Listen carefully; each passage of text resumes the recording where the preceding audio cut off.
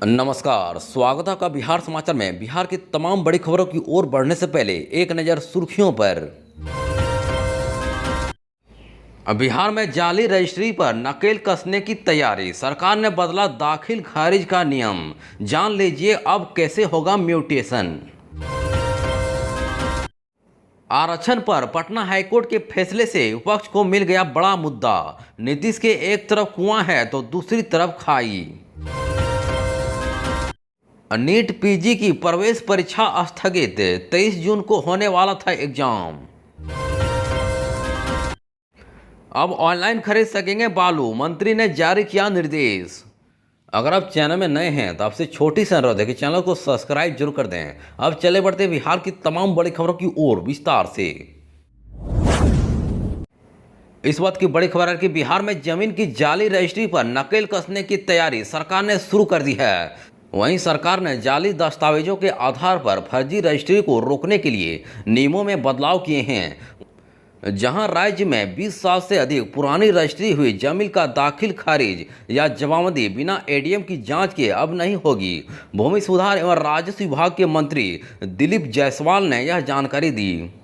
वहीं मंत्री दिलीप जायसवाल ने बताया कि राज्य में नकली केवाला का बड़ा रैकेट चल रहा है। यह रैकेट नकली आधार कार्ड के सहारे फर्जी आदमी को खड़ा कर रजिस्ट्री ऑफिस की मिली भगत से जमीन की बिक्री करा देता है। वहीं राज्य के सभी जिलों में जल्द ही भूमि सर्वेक्षण का काम शुरू कर दिया जाएगा। जमीन से संबंधित सभी दस्तावेज अपडेट होंगे, जिससे भूमि विवाद के मामलों पर रोक लगेगी। उन्होंने बताया कि जमीन संबंधी कागजातों में त्रुटिकरण को ठीक करने के लिए परिमार्जन प्लस पोर्टल शुरू किया गया है। वहीं इसके जरिए घर बैठे जमाबंदी में प्रविष्टि भी कराई जा सकती है, जो पुरानी जमाबंदी में छूट गई है। उन्होंने कहा कि शहरी इलाकों में 2 साल और ग्रामीण इलाकों में 5 साल से कार्यरत पदाधिकारी का तबादला किया जाएगा। वहीं उन्होंने कहा कि जानबूझकर दाखिल खारिज के आवेदनों को रद्द किया जाता है ताकि अवैध उगाही की जा सके। ऐसे में आदेश किया गया कि आवेदक को नोटिस भेजकर उनका पक्ष सुनने बाद ही आवेदन को अस्वीकृत किया जाए। मुख्यमंत्री जल्द ही करीब 10,000 कर्मियों को नियुक्ति पत्र सौंपेंगे। इन कर्मियों की ज्वाइनिंग के बाद जमीन संबंधी कार्यों में तेजी आएगी। इस वक्त की बड़ी खबर आ रही है कि पटना हाईकोर्ट ने बिहार में आरक्षण की सीमा को 50 से बढ़ाकर 65% किए जाने को फैसले को रद्द किए जाने के बाद बिहार में मंडल की राजनीति एक बार फिर शुरू हो गई है। वहीं बिहार में आरक्षण की सीमा को बढ़ाए जाने को लेकर पटना हाईकोर्ट ने बड़ी प्रतिक्रिया देते हुए उसे खारिज कर दिया। ऐसा माना जा रहा है कि हाईकोर्ट का यह फैसला नीतीश कुमार को केंद्र सरकार से 9वीं अनुसूची में आरक्षण के मसले पर बात करने के लिए मजबूर करेगा। वहीं केंद्र सरकार इसमें आनाकानी करते हैं तो केंद्र के खिलाफ विपक्ष इस मौके का फायदा उठाने से नहीं चूकेगा। हालांकि बिहार के उप मुख्यमंत्री सम्राट चौधरी ने कहा कि आरक्षण पर हाईकोर्ट के फैसले के खिलाफ सरकार सुप्रीम कोर्ट तक जाएगी। बड़ी खबर आ रही है कि 23 जून यानी कि आज नीट पीजी प्रवेश परीक्षा होने वाली थी, जिसे केंद्र स्वास्थ्य मंत्रालय ने स्थगित कर दिया है। परीक्षा की नई तिथि जल्द ही जारी की जाएगी। बता दें कि मेडिकल छात्रों के लिए यह परीक्षा आयोजित की जाती है। बता दें कि नीट पीजी प्रवेश परीक्षा का आयोजन राष्ट्रीय परीक्षा बोर्ड एनटीए करती है, लेकिन अपरिहार्य कारणों से आज होने वाली परीक्षा को स्वास्थ्य मंत्रालय ने स्थगित कर दिया है। परीक्षा के ठीक एक दिन पहले इस परीक्षा को स्थगित किया गया है। जहां नीट पीजी प्रवेश परीक्षा की पूरी प्रोसेस का मूल्यांकन करने के बाद स्वास्थ्य मंत्रालय ने यह फैसला लिया है। छात्रों को हुई असुविधा के लिए स्वास्थ्य मंत्रालय ने खेद जताया है। कहा कि छात्रों के हित में यह फैसला लिया गया है। इस वक्त की बड़ी खबर है कि बिहार में अब लोग बड़े ही आसानी से ऑनलाइन तरीके से बालू की खरीदारी कर सकते हैं। राज्य में अगले महीने से सरकार ऑनलाइन बालू खरीदने की सुविधा देगी। वहीं बिहार में स्टेट माइनिंग कॉरपोरेशन लिमिटेड के माध्यम से यह कार्य होगा। ऑनलाइन खरीदा गया बालू गुणवत्तापूर्ण न होने की स्थिति में वापस भी किया जा सकेगा। आने वाले दिनों में ऑनलाइन की सुविधा में बालू के बाद ईंट और मिट्टी को भी शामिल किया जाएगा। वहीं इस मामले में मंत्री विजय कुमार सिन्हा ने कहा कि इस पूरी योजना का उद्देश्य लोगों को आसानी से उचित दरों पर बालू उपलब्ध कराना है। वहीं उप मुख्यमंत्री ने विभाग में बने नए कमांड एंड कंट्रोल सेंटर का उद्घाटन भी किया, जिसका मकसद बालू के अवैध निकासी, ढुलाई और बिक्री पर लगाम लगाना है। मंत्री ने कहा कि राज्य में 891 बालू घाट हैं, इनमें से 488 पीले और 403 सफेद बालू घाट हैं। वहीं मानसून को देखते हुए 15 जून से बालू खनन पर रोक प्रभावी की गई। इस वक्त की बड़ी खबर पटना से आ रही है, जहां बिहार में विशेष राज्य के दर्जे को लेकर सिर्फ लोगों में भरमाने की राजनीति हो रही है। वहीं यह सवाल इसलिए उठ खड़ा हुआ है क्योंकि आज केंद्र वित्त मंत्री के साथ बैठक में बिहार सरकार की ओर से राज्य को विशेष दर्जे देने की कोई मांग नहीं रखी गई है। दिल्ली में शनिवार को केंद्रीय वित्त मंत्री निर्मला सीतारामन ने सभी राज्यों के वित्त मंत्रियों के साथ बैठक कर उनसे केंद्र बजट को लेकर सलाह मांगी थी। वहीं बैठक में मौजूद बिहार के डिप्टी सीएम और वित्त मंत्री सम्राट चौधरी ने मांगों का पुलांदा तो सौंपा, लेकिन उसमें कहीं विशेष राज्य के दर्जे का जिक्र नहीं था। अब बता दें कि हाल ही में बिहार को विशेष राज्य का दर्जा देने की मांग ने फिर जोर पकड़ा है। लोकसभा चुनाव में जब बीजेपी को अपने दम पर बहुमत नहीं मिला तो कई जेडीयू नेताओं ने केंद्र सरकार पर दबाव बनाने वाले बयान दिए थे, लेकिन बिहार सरकार ने केंद्र से लिखित तौर पर ऐसी कोई मांग नहीं की। बता दें कि केंद्र सरकार अगले महीने संसद में बजट पेश करने वाली है। वहीं केंद्रीय वित्त मंत्री निर्मला सीतारमण ने आन बजट को लेकर देश के सभी राज्यों के वित्त मंत्रियों से सुझाव मांगा था। वहीं सभी राज्यों ने केंद्र के समक्ष अपनी मांगों को रखा, लेकिन बिहार की ओर से भी डिप्टी सीएम और वित्त मंत्री सम्राट चौधरी ने कई मांगों को रखा, लेकिन उसमें कहीं विशेष राज्य का दर्जा देने की मांग नहीं की गई।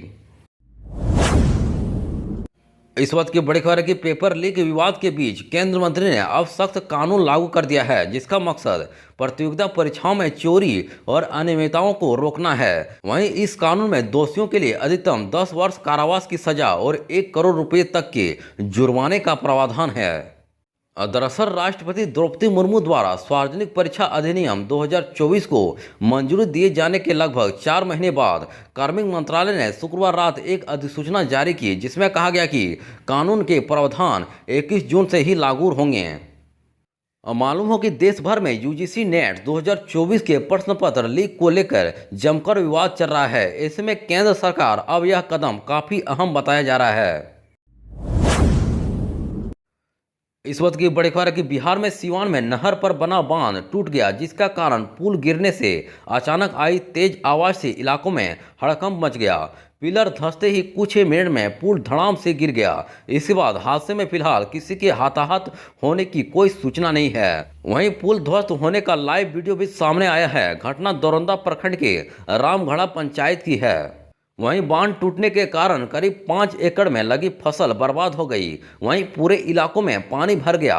60 किसानों की फसलें पूरी तरह बर्बाद हो गई। मामला जिले के मेरवा के नवादा गांव का है। लोगों ने विभाग को इसकी जानकारी दी। सूचना मिलने के बाद मौके पर पहुंचे जूनियर इंजीनियर मदन मोहन ने सारा दोष चूहों पर मढ़ दिया। कहने लगे कि चूहों ने बांध में छेद कर दिया था, जिस वजह से वह कमजोर होकर गिर गया। अब बताया जाता है कि यह पुल काफ़ी पुराना था, लेकिन पिछले वर्ष नहर का निर्माण कराया गया था, लेकिन नहर बनाने में लापरवाही बरती गई, जिसके कारण पानी के तेज बहाव से पुल के पिलर से मिट्टी का कटाव होने लगा, जिसके बाद पुल का पिलर धंसने लगा और कुछ ही मिनटों में पुल ताश के पत्तों की तरह ध्वस्त हो गया। वहीं पुल ध्वस्त होने से आवागमन पूरी तरह से बंद हो गया है। इस वक्त की बड़ी खबर है कि बिहार में 24 जून से बारिश की गतिविधियां बढ़ेगी। वहीं 25 और 26 जून को बारिश की गतिविधियों में और वृद्धि होने के आसार हैं। वहीं इस बात पर मौसम विभाग ने चेतावनी जारी की है। वहीं इस दौरान उत्तर बिहार के ज़्यादातर जिलों में मध्य से भारी बारिश होने के आसार हैं, जहां दक्षिण बिहार में भी हल्के से मध्यम स्तर की बारिश हो सकती है। हालांकि रविवार को उत्तर पूर्व भाग के 1-2 स्थानों पर गरज और चमक के साथ हल्की बारिश हो सकती है। वहीं पटना सहित शेष भाग में लोगों को उमस भरी गर्मी का सामना करना पड़ सकता है। अब बता दें कि मौसम विभाग के अनुसार दक्षिण पश्चिम मानसून की उत्तरी सीमा मालदा, भागलपुर और रक्सौल में बनी हुई है। और बता दें कि 2-3 दिनों के दौरान इसके आगे बढ़ने की परिस्थितियां अनुकूल बन रही है। इस कारण प्रदेश के अन्य भागों में भी मानसून के प्रसार बढ़ने के आसार हैं। वहीं मौसम विभाग के अनुसार शनिवार को पटना सहित प्रदेश के अधिकतम तापमान में बढ़ोतरी हुई है। राज्य का अधिकतम पारा 4.4 डिग्री सेल्सियस तक बढ़ा। वहीं 6 शहरों का तापमान 40 डिग्री सेल्सियस के पार चला गया। प्रदेश का सबसे गर्म जिला 41.5 डिग्री सेल्सियस के साथ भोजपुर रहा। वहीं पटना के अधिकतम तापमान में 1.7 डिग्री सेल्सियस की बढ़ोतरी के साथ 38.7 डिग्री सेल्सियस रिकॉर्ड किया गया। तापमान बढ़ने और पूर्वा हवा चलने के कारण लोगों को उमस भरी गर्मी का एहसास हुआ।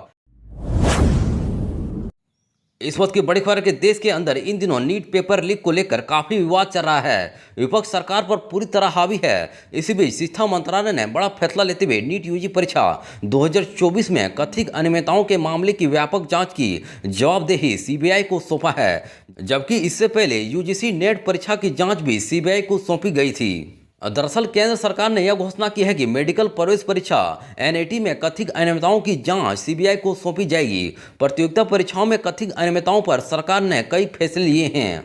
अब मालूम हो कि मई में आयोजित हुई नीट यूजी परीक्षा में कथित अनियमितताओं, धोखाधड़ी, प्रतिरूपण और कदाचार के कुछ मामले सामने आए हैं। वहीं इसके बाद शिक्षा मंत्रालय ने परीक्षा प्रक्रिया के संचालन में पारदर्शिता के लिए समीक्षा के बाद यह निर्णय लिया कि मामला व्यापक जांच के लिए केंद्र जांच ब्यूरो को सौंप दिया जाए।